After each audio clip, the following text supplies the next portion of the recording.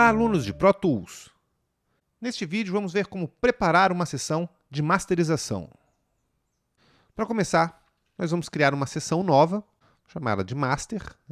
A gente vai utilizar ela com as mesmas propriedades que a gente usou durante a gravação. Então você vai utilizar o mesmo sample rate que você utilizou durante a gravação, os mesmos bit depth, e vamos criar um projeto novo para realizar a masterização. Veio aqui com Click Track, eu não vou precisar do Click Track. Tá? E a gente criou um projeto vazio. A masterização é o último processo artístico na produção de uma música. A mixagem, como a gente viu na semana passada, a gente, com todos os canais abertos, com todos os canais que nós gravamos abertos, a gente faz uma organização do material, uma limpeza do material, uma equalização, uma nivelação dos volumes, automações para organizar todo o material sonoro da melhor maneira possível. Já a masterização é a última possibilidade de você modificar aquele arquivo que você mixou. Então a primeira coisa que a gente faz é importar todos os arquivos que vão ser masterizados. Normalmente a gente masteriza um disco, mas nada impede da gente masterizar uma música somente. Então a gente vai pegar aqui a música que a gente mixou, vai ver as configurações dela, gravei aqui em 24 bits, 44 kHz, não vou precisar fazer nenhuma conversão, é importante que a gente não faça nenhuma conversão por enquanto, e a gente vai importar a nossa música. Tá? Se você fosse masterizar um disco, você importaria todas as músicas e colocaria ela aqui no projeto. Tem pessoas que gostam de colocar uma embaixo da outra e tem outras que gostam de colocar uma depois da outra para já sentir como seria o processo. Para simular esse processo, eu vou pegar aqui uma outra música que eu também mixei e vou colocar ela logo na sequência. Tá? Também gravada nas mesmas qualidades, porém gravada com muito mais volume aqui, como a gente pode observar pela onda. Ela está quase num nível de master aqui, essa minha segunda música. Mas tudo bem, nós vamos... A masterização serve justamente para isso, para que as duas músicas fiquem parecidas ao final do processo. Então, como vocês podem observar, eu mixei aqui essa banda com muito mais volume do que eu mixei o Pois É. E a masterização ela vai servir justamente para isso, para que depois da masterização as duas fiquem mais ou menos no mesmo nível de volume, no mesmo nível de equalização. Tá? Então, a gente pode organizar aqui uma depois da outra, na hora que acabe uma música, comece a outra.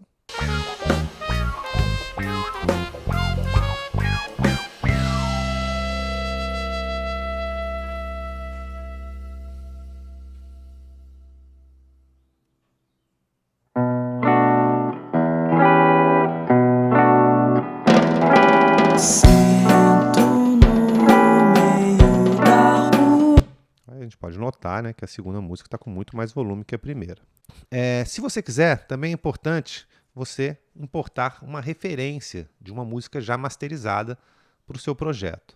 Bom, daqui a pouco eu vou fazer isso. Primeiro eu quero falar, antes de importar, eu quero falar um pouco sobre a guerra dos volumes que aconteceu na indústria musical desde os anos 70 até os dias atuais. A masterização, então, como eu estava falando, é a última chance de você alterar alguma coisa na sua música antes dela ser lançada. É a última etapa artística que você tem antes de lançar a sua música. Nem sempre a masterização foi considerada uma etapa artística. A masterização ela começou na era do vinil, quando você ia gerar o vinil original, quando você ia gerar a matriz de onde seriam feitas todas as outras cópias do seu disco. Então, nesse processo de passar da fita para o vinil, você tinha uma perda de sinal. Você perdia um pouco dos graves, um pouquinho dos agudos, chamados de low end e de high end, o final dos graves e o final dos agudos, além de você ter uma faixa de dinâmica um pouco menor. Então, para isso, na hora que você ia ter essa perda, você fazia uma compensação dos graves e dos agudos com um equalizador e usava um compressor para você compensar essa perda que você teria ao colocar a música da fita para o vinil. Então, originalmente, na masterização já se utilizava um equalizador, né, e um compressor. Normalmente, esse equalizador ele tinha lá o que eu chamei de high-end e low-end, que seria, né, um pouco assim, uma espécie de agudo, né, e uma espécie de grave. Tá? Então, o clássico, né, se você abrir o presets da masterização, na maioria dos casos eles vão fazer algo parecido com isso. Isso é, eles vão compensar um pouquinho do grave e um pouquinho do agudo que você perdia ao passar a sua música para o vinil. E ao mesmo tempo você tinha uma compressão para que a faixa de dinâmica da música ficasse mais reduzida e você tivesse menos problema para colocar aquilo no vinil. Atualmente, na era digital, né, quando a gente passou a ter os CDs, muitas músicas elas tiveram que ser remasterizadas para o formato digital. Então a gente pôde, né, a gente não precisou utilizar aquelas masterizações feitas para os vinis para utilizar nos CDs. Muitas fitas tinham sido guardadas com os arquivos originais, né, com as faixas originais, a gente não chamava isso de arquivo ainda, e você pôde ter uma remasterização pensando no CD, pensando na qualidade digital, passando diretamente das fitas para os CDs. E nessa era começou o processo artístico chamado de masterização, né, onde você tinha lá o equalizador, o compressor e, além disso, você começou a ter outros processos artísticos durante essa fase. Em alguns casos você tinha aumentadores de estéreo, né, o stereo spread, você tinha o uso de reverbs, né, para colocar mais ambientação. Tá? Muitos processos artísticos foram adotados durante essa fase chamada de fase de masterização. E, consequentemente, muitas pessoas se dedicaram, né, a essa etapa da masterização. Existiu a função do masterizador, o engenheiro de áudio especializado em masterizar discos. Né? Então surgiu essa profissão, né, o masterizador. Estúdios dedicados à masterização, hardwares também foram lançados dedicados à masterização. Estúdios, né, com salas totalmente tratadas, pensando nessa etapa da produção musical. Hoje em dia existem, né, engenheiros que são especializados na masterização e que recebem muitos dos discos aí para fazer a master. Né? É assim um consenso entre os produtores musicais, entre as pessoas que trabalham com produção musical, que é interessante que a pessoa que mixe não seja a mesma pessoa que masterize. Isso porque, né, um segundo ouvido poderá alterar a sua música, poderá fazer retoques finais na sua música, já que tudo que a gente vai fazer na masterização pode ser feito antes na mixagem. Na mixagem você tem muito mais poder, né? Na mixagem você tem muito mais possibilidades de alterar os instrumentos individualmente, de utilizar efeitos nos instrumentos individualmente. Então, a mixagem é onde você realmente deve trabalhar todo o processo de organização sonora. Porém, né, você vai masterizar depois para uniformizar aquele arquivo para o mercado. Primeiro você uniformiza o disco todo, né? A gente viu aqui que materiais gravados em circunstâncias diferentes, mixadas em circunstâncias diferentes, podem chegar com volumes diferentes. Então a gente vai ter que uniformizar o disco. E depois a gente pensa em uniformizar para o mercado. Né? A gente pode estar masterizando para um programa de televisão, a gente pode estar masterizando para um cinema, a gente pode estar masterizando para uma espera telefônica, ou a gente pode estar masterizando um disco para ser tocado na rádio, ou mesmo um MP3 para ser vendido, né, na Amazon, no iTunes, ou no Google Music, Deezer, Spotify, nesses diversos meios de venda de arquivos. Então é isso que o masterizador ele pensa, né? Ele finaliza a sua música para que ela fique uniforme com o mercado, para que ela não tenha uma discrepância muito grande da próxima música que vai tocar. Então, por exemplo, se for um disco, a gente não quer, né, que a primeira música, Pois É, fique muito mais baixo que a segunda música, Jornalismo. Né? Se for uma rádio, a gente não quer que a nossa música que toque fique muito diferente de volume da próxima música que toque na rádio. A gente quer que exista um padrão sonoro do mercado. Claro que houve uma mudança, né, no volume final das gravações durante os anos. Né? Existiu a chamada guerra de volume, né, a Loudness War, né, que foi até motivo aqui de um estudo acadêmico, que vocês podem encontrar na internet, onde eu encontrei esse pôster aqui, né, que tem a história visual do loudness. Né? Loudness é o que a gente chama de volume final da nossa gravação. Então a gente tem aqui dois gráficos bem interessantes que fizeram análise de música desde 1979 até 2009. Aqui nessa parte de baixo é o volume de pico, né? Se você observar, em 1979 você estava bem longe do 0 dB aqui, né? E só a partir de 1990 que você começa a utilizar todo o arquivo de áudio, né, ali no 0 dB como volume de pico, né? E aqui em cima a gente tem o volume em RMS, que é o volume médio de uma gravação. Eu vou falar um pouco melhor ainda, a gente vai ver como medir isso no nosso Pro Tools ao decorrer dessa aula de Master. Mas se a gente for observar, a cada ano, né, foi aumentando aqui o volume final das nossas gravações. Se você pegar uma música do início dos anos 80, do final dos anos 70, né, a gente tinha ali mais ou menos a média em RMS de menos 16, menos 17 dBs. Né? A gente tinha mais ou menos aqui menos 17 decibéis de volume. Né? Aqui embaixo vocês encontram os nomes das gravações. Eu vou adicionar esse pôster dentro das atividades da semana, se vocês quiserem ouvir essas gravações, vocês poderem procurar essas referências no YouTube. Tá? Mas o que importa aqui? Que de 1980 para 1990 a gente já teve um aumento aqui de mais ou menos menos 16 para mais ou menos menos 14, chegando aqui 95, 96, né?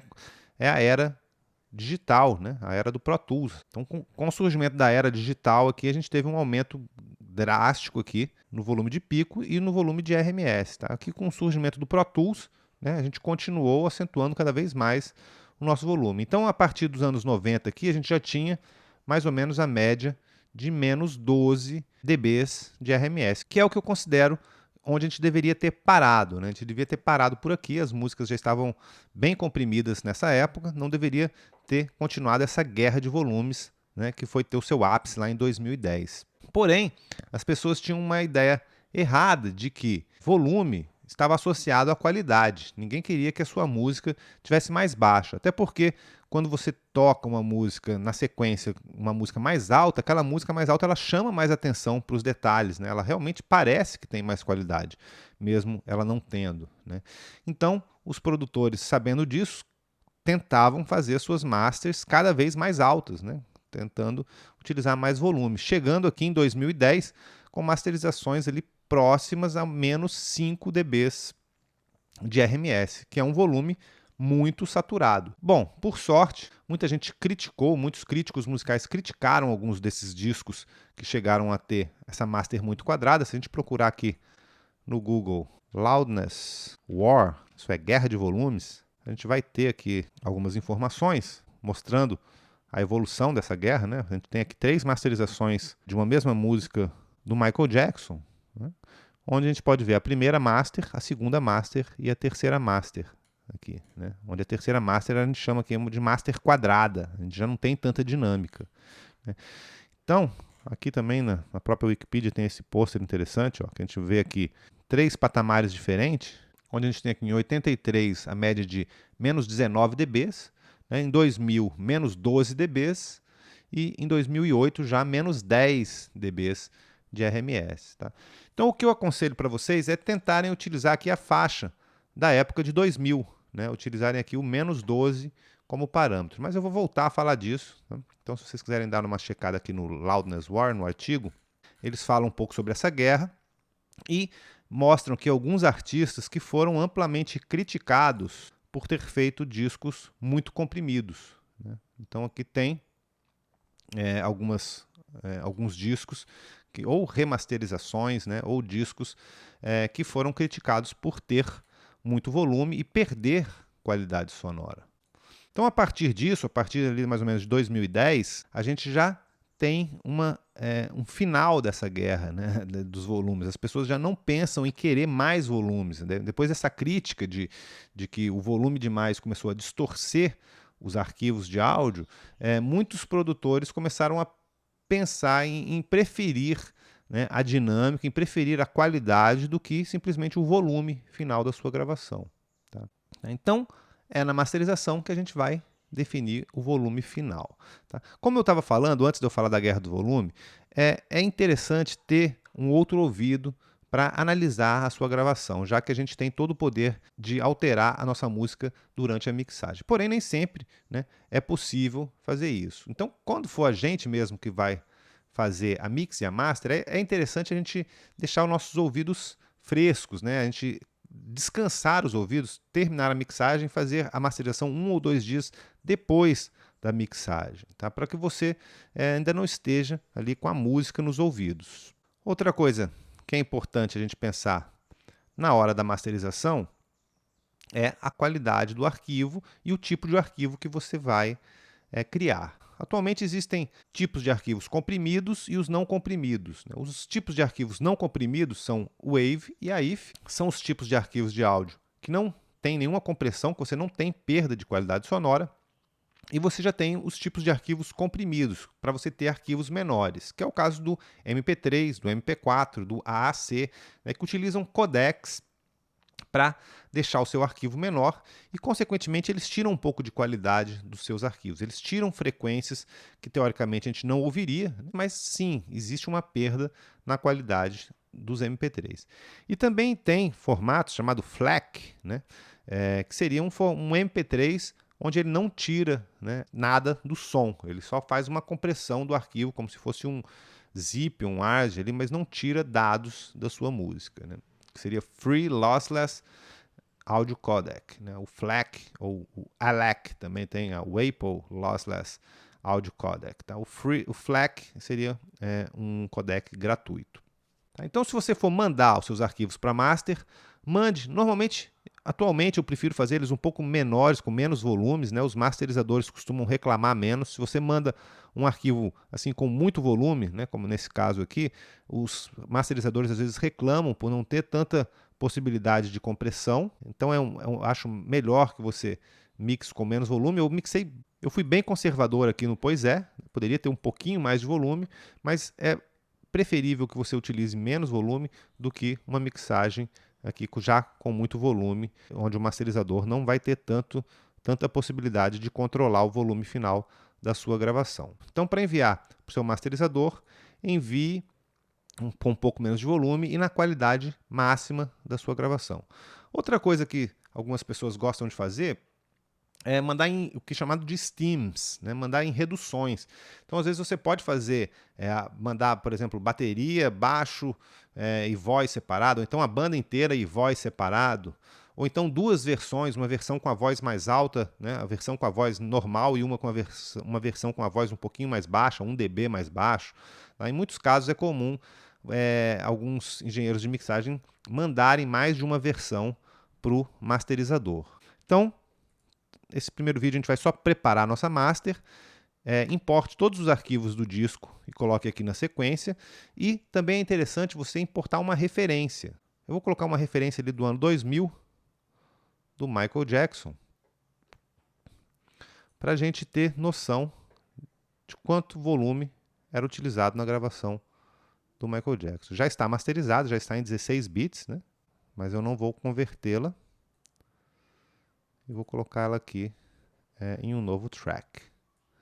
Então a gente pode notar, observando, né, o arquivo de áudio, ela pode até ficar aqui no início, a referência, né, que ela tem bem mais volume do que as músicas não masterizadas. Praticamente um quadrado. Né? Depois a gente vai analisar em RMS quanto de volume a gente tem aqui nessa gravação. Então aqui vai ser a referência.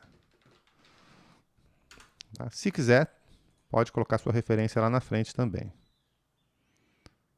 Então, importe a referência, importe seus arquivos a serem masterizados e nossa sessão de masterização está pronta. Aliás, está faltando um Master Fader, né? A gente também vai utilizar o Master Fader aqui na hora de masterização para a gente medir o nosso volume final. E está aqui pronta a nossa sessão de masterização. Tá? Então, agora vamos começar realmente a ver os processos da masterização na prática. Vamos utilizar os equalizadores, os compressores, vamos ver tudo que a gente pode fazer como ferramentas. E é isso aí. Aquele abraço.